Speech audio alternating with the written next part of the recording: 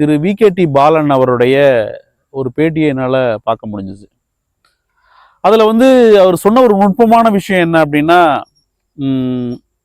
அதனுடைய இது என்ன அப்படின்னா, உங்களுடைய பேஷன், உங்களுடைய திறமை, நீங்கள் எதில் லைஃப்பில் வந்து சக்ஸஸ் ஆவீங்க, சர்வைவ் ஆவீங்க அப்படின்னு சொல்லி ஒருத்தருடைய கேரியரை டிசைட் பண்ணும்போது என்ன பண்ணணுங்கிறதுல ஒரு ரொம்ப எளிமையாக நுட்பமாக அவர் சொன்னார் ஒரு விஷயத்த.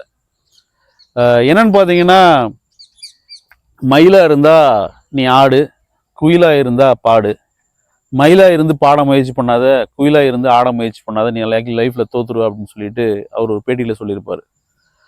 ஒருவர் தான் செய்யக்கூடிய விஷயத்தில் சக்ஸஸ்ஃபுல் ஆகிறதுக்கு உண்டான வாய்ப்பு, வெற்றிகரமாக ஒரு விஷயத்தை செய்யறதுக்கு வாய்ப்பு என்ன எதில் இருக்குது அப்படின்னா, ஒருவருக்கு அவர்களுடைய தனித்திறன் என்ன, தனக்கு என்ன நல்லா இது வருது அப்படிங்கிறதுல அவர் சின்ன வயசுலேயே சீக்கிரமாக கண்டுபிடிச்சு அந்த விஷயத்திலே தொடர்ச்சி அவர் பயணம் செய்யும் போது அவருடைய வாழ்க்கையின் வெற்றி விகிதம்ங்கிறது ரொம்பவுமே அதிகமாக இருக்கான். இதில் கண்டிப்பாக வந்து விதிவிலக்குகள் இருக்கத்தான் செய்யும்.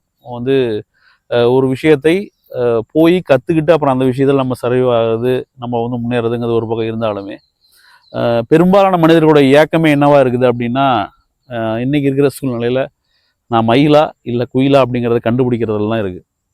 டேவிட் கார்னர் அப்படிங்கிறவருடைய ஒரு ரிசர்ச் சப்மிஷன் இருக்குது. அது என்னன்னா, அதை வந்து நவீன அறிவியல் உலகம் ஏற்றுக்கொள்ளாதது தான்.